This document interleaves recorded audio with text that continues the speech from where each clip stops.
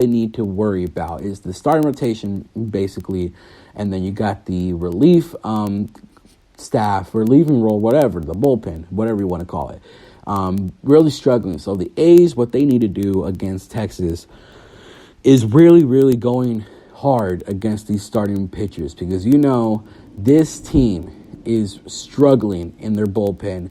They want to get the best out of Mike Minor. They want to get the best out of Burke. They want to get the best out of Lance Lynn, and really want to just close in these games early. You want to start aggressively, start hitting. If you are swinging and missing, be a little more patient. Wait for their pitch count to go up. Really contest these pitchers, because this is going to be interesting matchup. It's not a walk in the park. Probably Kansas City, I will say differently, even Seattle, but Texas is definitely not a bad team. They just have a lot of injuries, a lot of things going wrong for them, and they can't catch a break, it seems like. But you got Texas being a very, very respectable team here. Now, let's go more into what everyone wants to talk about.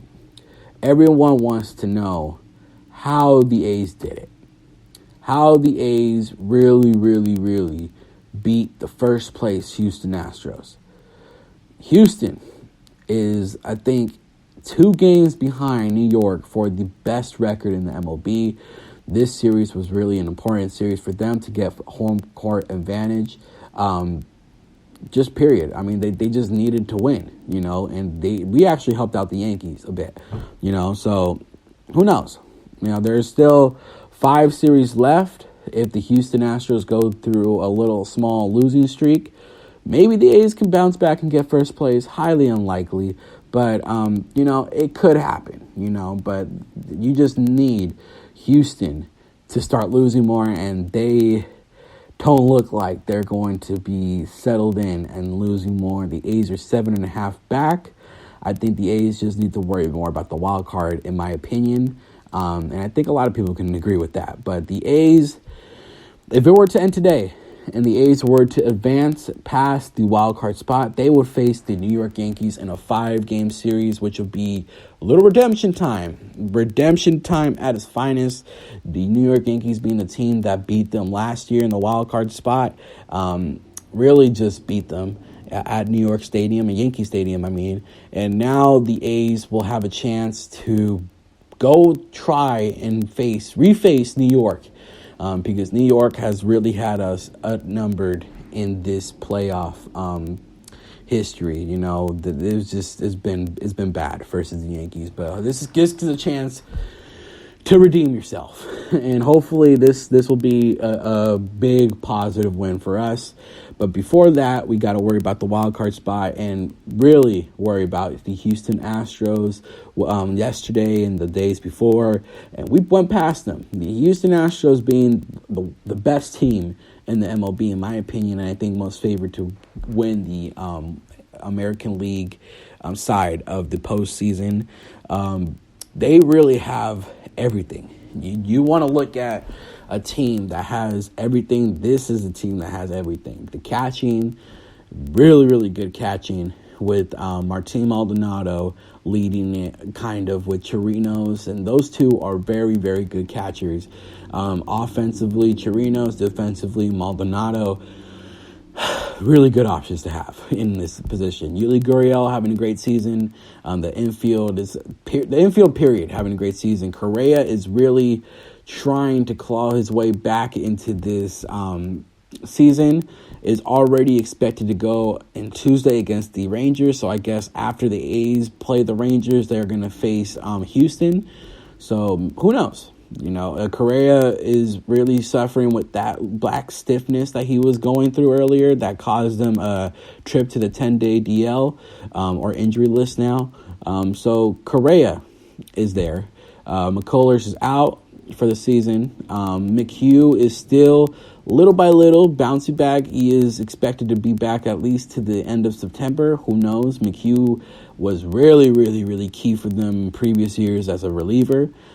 Peacock as well, very, very important part for the Houston Astros. Expected to be back in September, somewhere around there. Presley So it goes on. A very, very big chunk of their bullpen is on the injury list. So if we do face Houston, and Houston actually goes and brings it back, and tries to go in the first spot as the best team in the MLB and having the best record and pass the Yankees in that, the A's will face a very different Houston Astros team. And it's going to be something that's going to be very exciting to see, because you want your team to face the best, so to be called the best. But let's talk more into what the series was. The first game, losing 15-0, wasn't pleasant, wasn't fun. Didn't really have a great day that day. So it was something, it was pretty bad. 15-0, Mike Fiers got let up early. Man, Mike Fiers. This is where I really want to touch into this. Mike Fiers, if it weren't for Mike Fiers, we wouldn't be anywhere close into 87-60, in my opinion. Mike Fiers has done a lot of things right, and it seems like whenever he does something wrong, the fans are always on him. Just give him some breathing space and hope he can bounce back. Hopefully with Texas, he can bounce back on Sunday. He has a chance to, because the Texas Rangers have not that great of a lineup at the moment, but hopefully he can bounce back at a very, very hitter-friendly Texas Ranger, or what's it called, Arlington Park. See what he can do there. So just give Mike Fiers a break on that 15-0 loss. But after that, the A's bounced back in something that has literally never been done before, losing a game with more than 10 runs, and then the next day beating the same team that you lost more than 10 runs by 14 runs. It's never been happened. It's never happened before. 21-7, the A's beat the Houston Astros the second day, which was a very, very big day. Very, very, very exciting day to be an Oakland A's fan. You just had to see the best of it, But it was the best situation possible for the A's. Wade Miley was struggling and really, really struggled more against Oakland. And everything worked out perfectly fine for Oakland. But they really knocked down the Astros and really hurt their self-esteem, I guess, and didn't let them up. They claimed ground in that one game. So it made day 3 even more nerve-wracking, because we have one specific player that was expected to make his debut, which was Jesus Luzardo. Everyone was waiting for Jesus to come in. No one thought that we were going to come anywhere close to winning this game. No one did. And when I say no one, I mean no one. No one thought we were going to do something against the Houston Astros that day. Jose Urquidy, or I think that's how you pronounce it. Please correct me if I'm wrong, but Urquidy came in and pitched well against the A's, really started off well. The A's roughed him up a little bit with the Marcus Semien solo shot. That was the only hit that they really had against him. Then they made a switch. I forgot who came in. I think it was Davinsky. It might have been Davinsky, or it might have been Bigney. Or Joe Smith, one of the three. But really, really roughed him up, and then came back. Jesus Luzardo comes in, I think with a 2-run lead. I think it was 5-2 by then, or 4-2 or something. But comes in and gives up a home run to Maldonado. After that, really bounces back and has a three inning, 1-run game. So this was really impressive to see from Jesus Luzardo. Everyone knew he was good. Everyone knew he had good stuff. All the other players were excited to see him. Bob Melvin was very, very excited to see him. Really, really glad to have him in our side. So he really pitched well against the Houston Astros. I really was impressed with Jesus Luzardo from what I saw. Really, really, really, really, really good stuff from Jesus, and it's been impressive. 3.0 ERA, like I said, only 1 home run given up, 2 strikeouts, so that was very exciting to see. So when we see the 2 top prospects of Oakland, being AJ Puk and Jesus Luzardo, these 2 come in at a tempo, at a big tempo type game. AJ Puk debuting against the Yankees, everyone was excited, but it was at Oakland when he came in. Still has a little problems with the control. Already has 4 walks and 5.1 innings. AJ Puk does, but Jesus Luzardo came in and against a very good Houston Astros team and did literally great. But really excited for the future. The future is now here. Those 2 leading the rotation next year is a question, but so far they are taking full advantage at the bullpen spot that they are given. Jesus Luzardo might pitch today and out of the bullpen or something. Who knows? Especially with this bullpen struggling, you never know. But this is something I want to talk about more. But yesterday, one of the most impressive wins in the season was yesterday. The A's beating Verlander.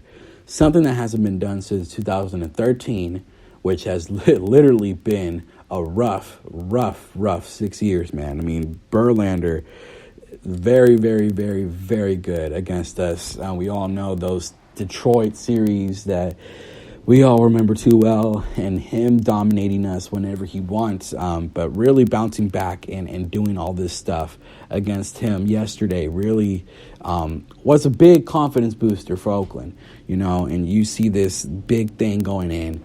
So beating Houston was impressive itself, but this is something that is very exciting to see. Oakland being the type of team that they are, hopefully we can take care of it, and hopefully it's going to be something that's going to be good. Now, one of the things that people may not know, Jesus Luzardo technically up to now is not eligible for the postseason if we were to qualify, because we all know there's a lot of baseball left.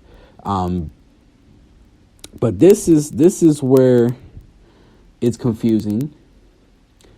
Piscotty is in the 10-day DL and is literally the only person that is on the roster that can be placed on the 60-day DL where he would be okay. He's not coming in the postseason. He is too hurt from the right ankle sprain. Jesus Luzardo can only take over that spot from what I am understanding. So if Jesus Luzardo wants a spot in the wild card game or in just a playoff game generally, they would have to have Piscotty out for the remaining of the season, which is something that maybe you're comfortable with, especially with how good Mark Canha is hitting and how good Ramon Laureano looks in right field. Because yesterday, it literally would be a different game yesterday because, what's his name? Miles Straw was at second, and he didn't test Laureano's arm, and it really was exciting to see him holding up runners because of his great arm.